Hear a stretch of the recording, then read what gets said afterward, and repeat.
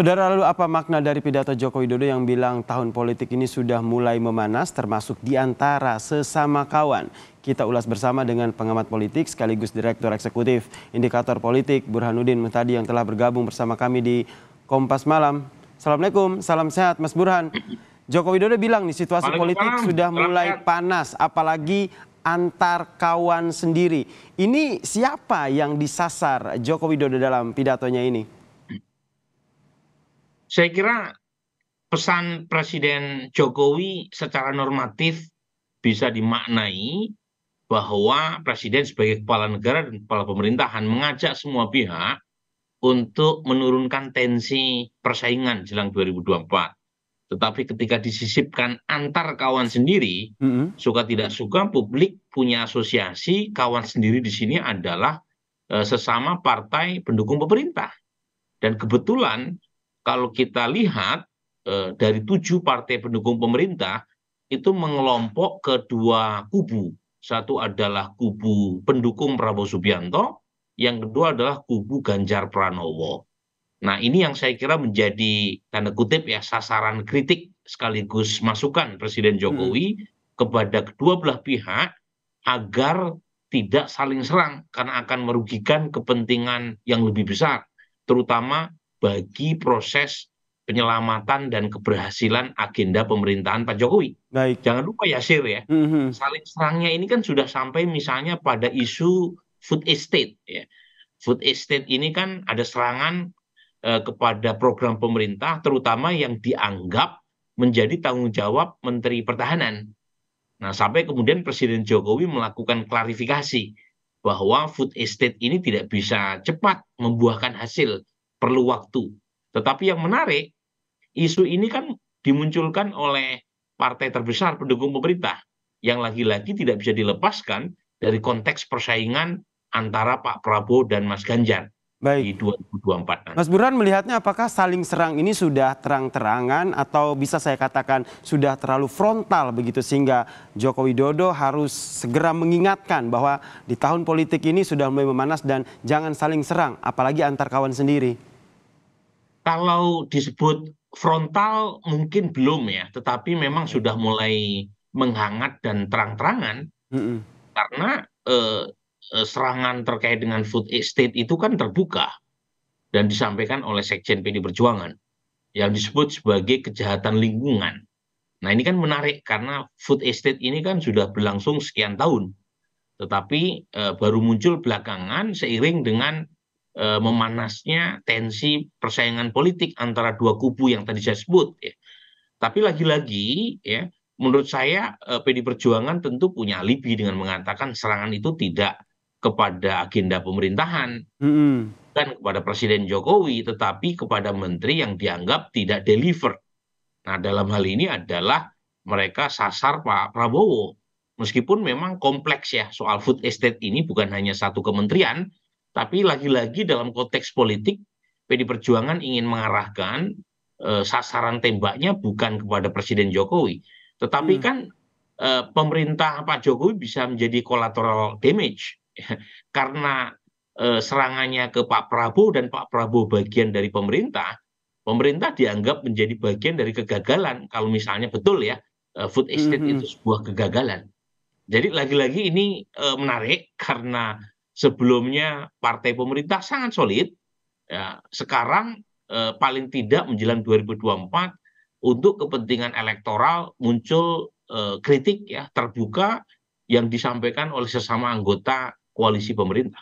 Sangat solid, kemudian ada muncul kritik terbuka seperti kata Anda. Ini kedepannya Anda membacanya seperti apa? Apakah tetap solid atau nanti akan ada ya bisa dikatakan berbeda pendapat ataupun perpecahan dalam tanda kutip di dalam koalisi pemerintahan Joko Widodo ini?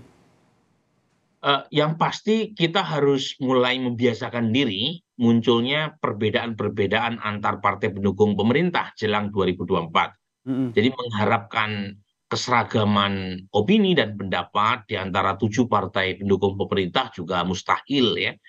Apalagi satu di antara partai pendukung pemerintah kan mengusung calon presiden di luar dari apa yang dianggap sebagai jagoan pemerintah ya, yaitu Nasdem yang mengusung Mas Anies Baswedan.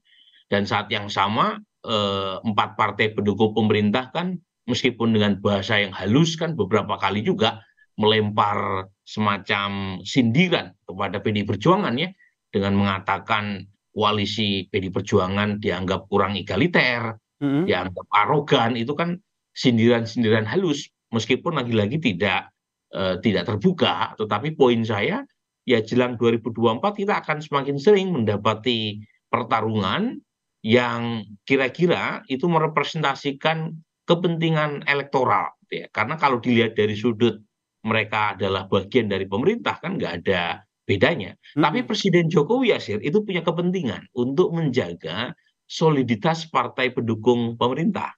Karena kalau misalnya serangannya makin frontal, itu akan mengganggu agenda pemerintah jelang berakhirnya masa jabatan presiden. Nah itu dia tuh Tahun menjaga depan. soliditas kondisivitas politik jelang Pilpres nanti. Nah dengan adanya pesan yang disampaikan oleh Joko Widodo dalam pidato ini, apakah ini juga akan menjadi sebuah warning begitu buat parpol yang tadi disebut saling serang begitu, bahwa kedepannya mereka tidak akan saling serang lagi?